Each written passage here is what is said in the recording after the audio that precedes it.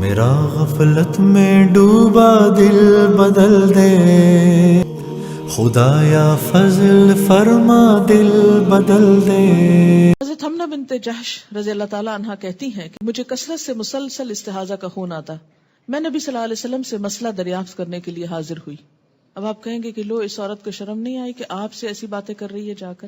آپ دیکھیے کہ جس طرح ایک ڈاکٹر کے پاس جا کر، ایک طبیب کے پاس جا کر انسان اپنی بیماری کا ذکر کرتا ہے اور اس سے دوا یا علاج میں مشورہ لیتا ہے، تو اسی طرح ایک روحانی معالج کے پاس جا کر اپنے دین کے مسائل کے بارے میں فتویٰ لینے میں حرج نہیں۔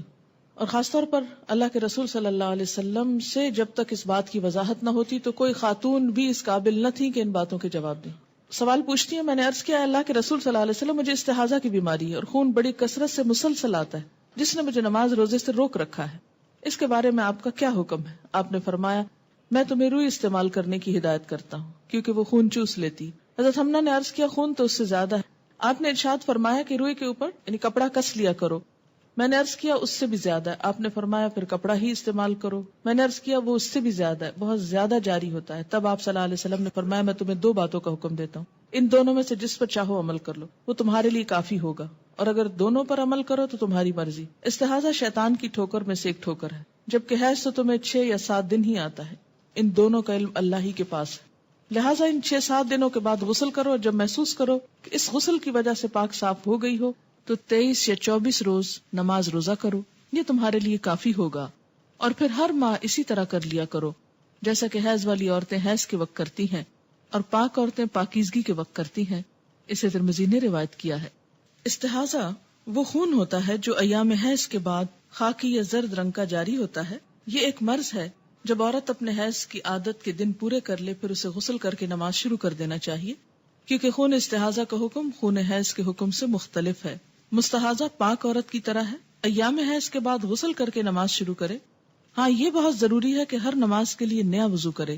ترمذی کی روایت کے آخر میں آتا ہے، اور اگر تجھ سے ہو سکے کہ تاخیر کرے تو ظہر کی اور جلدی کرے عصر میں، پھر نہائے جب پاک ہو تو حیض سے، اور نماز پڑھے ظہر اور عصر کی، پھر دیر کرے مغرب میں اور جلدی کرے عشاء میں، اور نہا کر اکٹھا پڑھ لے دونوں نمازیں، اور ایک غسل کرے تو صبح کو، اور ایسا ہی کرتی رہے اور روزے رکھتی رہے۔ پھر فرمایا رسول اللہ صلی اللہ علیہ وسلم نے کہ دونوں باتوں میں سے یہ مجھے زیادہ پسند ہے، یعنی ایک تو یہ کہ حیض کا خون ختم ہونے کے بعد ایک دفعہ نہا لیا جائے اور پھر ہر نماز کے لیے تازہ وضو کیا جائے، اور دوسرا یہ کہ ہر 2 نمازوں سے پہلے نہا لیا جائے، وضو کر لیا جائے اور نمازیں اکٹھی کر لی جائیں، اور فجر کی نماز کے لیے بھی اسی طرح الگ سے نہا لیا جائے اور نماز ادا کر لی جائے۔ اور اس طریقے کو آپ صلی اللہ علیہ وسلم نے یعنی ہر 2 نمازوں سے پہلے نہانے والے طریقے کو زیادہ پسند فرمایا۔ مستحاضہ غسل کرنے کے بعد تمام عبادات معمول کے مطابق ادا کر سکتی۔ عن عائشہ رضی اللہ عنہا ان النبی صلی اللہ علیہ وسلم اعتکف معه بعض نسائه وہی مستحاضۃ، رواہ البخاری۔ حضرت عائشہ رضی اللہ تعالی عنہا فرماتی ہیں کہ نبی اکرم صلی اللہ علیہ وسلم کے ساتھ آپ کی ایک زوجہ حالت استحاضہ کے باوجود اعتکاف کیا کرتی تھی، اسے بخاری نے روایت کیا ہے۔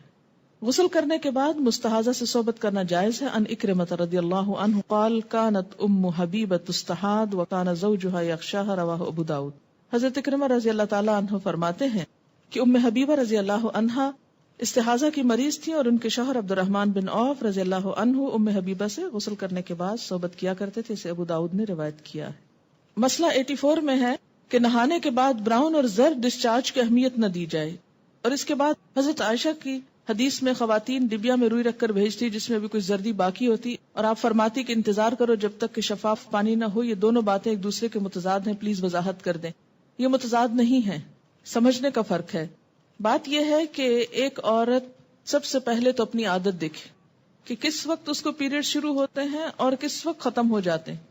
مثلاً ایک خاتون کو صبح 8 بجے بلیڈنگ شروع ہوئی اور چوتھے دن 8 بجے وہ بالکل پاک ہو گئی، اور یہی اس کی عادت ہے عموماً 1-2 گھنٹے کے اوپر نیچے فرق سے۔ اب اس نے نہا لیا، ظہر پڑھ لی، عصر پڑھ لی، مغرب پڑھ لی، کچھ بھی نہیں تھا، بالکل صاف تھی، کہ عشاء کی نماز کے وقت اس نے دیکھا کہ یلوش ڈسچارج ہے تھوڑا سا۔ تو اب یہ سارا دن پاک رہنے کے بعد اگر تھوڑا سا یلوش ڈسچارج نظر آتا ہے تو یہ کنسیڈر نہیں کیا جائے گا، دوبارہ نہانے کی ضرورت نہیں، نماز پڑھیں۔ لیکن ایک عورت ابھی پوری طرح پاک ہی نہیں ہوئی اور ابھی ڈسچارج ہو رہا ہے، ریڈ تو نہیں لیکن براؤن اور یلوش ہو رہا ہے، اور ابھی پاکی ہوئی نہیں، تو ایسے میں وہ نہائے مت جب تک کہ وہ وائٹ ڈسچارج نہ دیکھ لے. تو یہ دو مختلف باتیں، یعنی جب وائٹ ڈسچارج دیکھنا شروع کر دیں اور آپ نہا چکے اور ایک دن کے بعد پھر آپ یلوش دیکھیں تو کنسیڈر نہ کریں، لیکن ابھی وائٹ ہوا ہی نہیں شروع اور یلوش کنٹینیو کر رہا ہے، تو جب تک وائٹ نہ آ جائے تو آپ نہائیں گے نہیں. سمجھ گئے یہ بات؟ سوال ہے، اگر رات کو عشاء کے بعد وطر نہ پڑھیں کہ تہجد کے وقت پڑھ لیں گے، اس دوران حیض آ جائے تو کیا بعد میں وطر کی قضا پڑھیں گے؟ جی ہاں، وطر کی قضا پڑھیں گے. یا مثلاً آپ نے ارادہ کیا کہ آپ تہجد پڑھیں گے، اتفاق یہ ہوا کہ آپ کی آنکھ نہیں کھلی، تو آپ کیا کریں؟ فجر کی سنتیں پڑھنے سے پہلے وطر پڑھ لیں. لیکن اگر بھول گئے تو پھر کیا کریں؟ دن کے کسی حصے میں اس کی قضا پڑھ لیں. دبر کیا ہوتا ہے؟ اینس کو ANUS پیٹھ کو کہتے ہیں. اگر شلوار پر ایک سپاٹ حیض کا لگا ہو، واشنگ مشین میں دوسرے کپڑوں کے ساتھ کیا اس کو دھو سکتے ہیں؟ ایسا نہ کیجیے، اس کے داغ کو الگ سے اتار کر واشنگ مشین میں ڈالیے، اور اگر آپ نے اس کو دھونا ہے تو یا تو الگ دھوئیے تاکہ سارے کپڑوں میں نجاست نہ پھیلے، اور اگر بھول کے ایسا کر بیٹھے اور ہو گیا تو سارے کپڑوں کو اچھی طرح پاک کر لیجیے. اور پاک کرنے کا طریقہ کیا ہے کہ کم از کم 3 دفعہ ان کو اس طرح دھویا جائے کہ سارا اس میں سے پانی نچوڑ لیا جائے، اور آخری مرتبہ جب وہ پانی نچڑے تو وہ صاف نظر آنا چاہیے. اگر کسی کو نماز کے دوران بلیڈنگ شروع ہو جائے تو کیا اس نماز کی قضا بھی ادا کی جائے گی؟ جی ہاں، اس لیے کہ نماز جب ایک دفعہ شروع کر دی جاتی تو بیچ میں اگر وہ ٹوٹ جائے تو اس کی قضا لازم ہوتی، اور ٹوٹنے کی وجہ کوئی بھی ہو سکتی. عام وجوہات کے علاوہ زور سے ہنس پڑنا، کہکا لگانا جو ہے یہ بھی نماز توڑ دیتا. مثلاً آپ نے نفل نماز شروع کی، آپ نماز پڑھ رہے تھے کہ وضو ٹوٹ گیا، کوئی بھی وجہ ہو سکتی ہے وضو ٹوٹنے کی، آگے آئیں گی وجوہات. تو اس میں کیا ہے کہ اب آپ یہ نہیں کہہ سکتے اچھا نفل ہی پڑھ رہی تھی نا، خیر ہے اب چلو چھوڑو. نہیں، جب آپ نے ایک نماز شروع کر لی اور وہ بیچ میں کسی وجہ سے فاسد ہو گئی تو دوبارہ وضو کر کے یا پاک ہونے کے بعد اس نماز کو ادا کیجیے، اس کو توڑ چڑھائیے، جس کو کہتے ہیں نا سرے لگانا. نفل ہو، فرض ہو، سنت ہو، وطر ہو، تہجد ہو، کچھ ہو، اس سے کوئی فرق نہیں پڑتا کہ وہ نفل ہے یا فرض ہے. اسی طرح روزہ ہے، مثلا رمضان میں آپ نے روزہ رکھا اور آپ کا ٹوٹ گیا روزہ بیچ میں، تو آپ کو قضا رکھنی ہوگی، خواہ ایک لمحہ پہلے ہی کیوں نہ ہو. سوال ہے، اگر پیریڈز ختم ہو جائیں اور بغیر نہائے ہسبینڈ سے تعلق قائم کیا جائے تو کیا یہ جائز ہوگا؟ یہ پیریڈز کے بعد پہلے پاکی حاصل کی جائے اور پھر شوہر سے تعلق قائم کیا جائے. آیت ہے وَيَسْأَلُونَكَ عَنِ الْمَحِيضِ قُلْ هُوَ أَذًى فَاعْتَزِلُوا النِّسَاءَ فِي الْمَحِيضِ وَلَا تَقْرَبُوهُنَّ حَتَّى يَطْهُرْنَ فَإِذَا تَطَهَّرْنَ فَأْتُوهُنَّ مِنْ حَيْثُ أَمَرَكُمُ اللَّهُ إِنَّ اللَّهَ يُحِبُّ التَّوَّابِينَ وَيُحِبُّ الْمُتَطَهِّرِينَ. اس سے کیا پتہ چلتا ہے پسندیدہ صورت کیا ہے؟ يُحِبُّ الْمُتَطَهِّرِينَ. تو اصل جو ریکوائرڈ ہے وہ کیا؟ فَإِذَا تَطَهَّرْنَ. لیکن کسی حد تک رخصت ہو سکتی ہے حتی یطہرنا سے بھی. یطہرنا کا کیا معنی ہے؟ ڈسکنٹینیویشن آف مینسٹرل بلیڈنگ یا بلڈ کہلیں. اب آپ دیکھیے کہ یہ ختم ہو گیا لیکن ابھی نہانے کی ضرورت ہے. تو بعض فقہا یہ کہتے ہیں کہ اس حالت میں اگر ایسا ہو جائے تو کفارے کی ضرورت نہیں. اچھا، یہ جو ایک بات اور تھوڑی سی واضح کر دوں کہ یہ جو بتایا گیا تھا نا کہ پیریڈز کے دوران انٹرکورس کا کفارہ 1 دینار اور جب یلش ڈسچارج ہو تو آدھا دینار ہے، اس کے بارے میں تھوڑی سی وضاحت اور کرنا چاہوں گی. پہلی بات یہ کہ پیریڈز کے دوران انٹرکورس حرام ہے. اگر کوئی اس کو حلال جانے تو وہ حرام کا مرتکب ہوگا. امام نووی یہاں تک کہتے ہیں کہ وہ مرتد ہے کیونکہ اس کی حرمت قرآن سے ثابت ہے.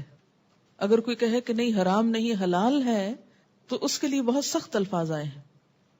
اگر کوئی جان بوجھ کر کرے، حرام تو سمجھتا ہے لیکن جان بوجھ کے کر لیا، کیا فرق پڑتا ہے؟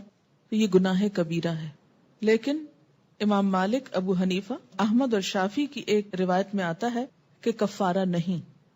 اس کے برعکس عطا، ابن ابی ملیکہ، شابی، نخی، مکحول، زہری، ابو الزناد، ابو ایوب سختیانی، سفیان ثوری اور لیث بن سعد کا قول ہے کہ اس پہ کفارہ واجب ہے. کفارہ ایک بردے کا آزاد کرنا یعنی غلام آزاد کرنا، اور باقی لوگوں نے کہا کہ 1 دینار یا آدھا دینار صدقہ کرنا ہے. اور دلیل ان کی ابن عباس کی حدیث ہے، جو شخص اپنی عورت سے حالت حیض میں جمع کرے وہ 1 دینار صدقہ دے یا آدھا دینار. لیکن یہ حدیث بعض کے نزدیک صحیح کے درجے پر نہیں. تو اس لیے اس مسئلے میں اختلاف ہوا. یعنی گناہ کبیرہ تو ہے، لیکن جہاں تک کفارہ دینے کا تعلق ہے تو اس میں دوسری رائے بھی میں نے آپ کو بتا دی ہے.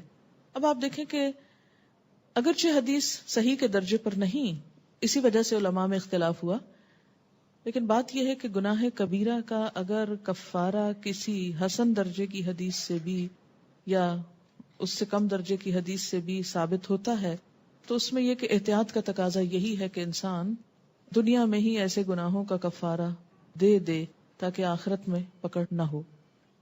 کفارہ اصل میں کیا ایک طرح کا فائن ہوتا ہے نا، کہ انسان نے اللہ کی حد توڑی. قرآن میں اللہ تعالیٰ منع کر رہے ہیں فَاعْتَزِلُوا النِّسَاءَ، چھوڑو عورتوں کو فی الْمَحِیضِ، اس حالت میں الگ ہو جاؤ ان سے، مت ستاؤ ان کو. تو اس میں اب یہ ہے کہ بار بار اگر کفارہ دینا پڑے تو بہت ساری چیزوں کی ایک طرح سے پیش بندی ہو جاتی. ٹھیک ہے نا. عورت کے لیے نماز کی قضا حیض میں نہیں تو پھر روزے کی قضا کیوں ہے؟ کیوں کا جواب یہ ہے کہ نبی صلی اللہ علیہ وسلم نے ایسا فرمایا ہے. کیا یہ جواب کافی؟ یہ کافی ہونا چاہیے ایک مسلمان کے لیے کہ آپ صلی اللہ علیہ وسلم نے ایسا ہی فرمایا ہے. اب یہ ہے کہ جب ہم اس پر راضی ہو جائیں آپ کے فرمان پر، تو اگلی بات یہ کہ ہم حکمت تلاش کریں کہ اس کی کیا وجہ ہو سکتی ہے. اس کی ایک وجہ یہ ہو سکتی ہے کہ نماز تو سارا سال چلتی رہتی، اور ہم مہینے میں اگر 5-6 دن یا 10 دن کوئی نماز نہیں پڑھتا، اور اگر اس کو کہا جائے کہ تم قضا پڑھو اور 10 دن وہ بعد میں قضائیں پڑھتی رہے اور پھر نئے سرے سے ایک سلسلہ شروع ہونے کا وقت آ جائے تو زندگی حرام ہو کے رہ جائے. یا اسی طرح نفاس کی حالت میں 40 دن نماز نہیں پڑھی، اس کے بعد جی اب پاک ہو گئے، اب نمازیں شروع کرو اور ساتھ بچے کو دودھ بھی پلاؤ اور اس کی نجاست بھی صاف کرو اور ساتھ پچھلی نمازیں بھی قضا کرو. کس قدر مصیبت ہو جاتی. لیکن روزہ رکھنے میں ایک تو یہ کہ اتنی مشکل نہیں ہوتی، دوسرا یہ کہ سال میں ایک دفعہ آتے ہیں. وہ 5-6 روزے پورے سال میں رکھنا دوبارہ ایسا مسئلہ نہیں ہے جتنا یہ کہ 5-6 دن کی نمازیں قضا دہرانا. ٹھیک ہے.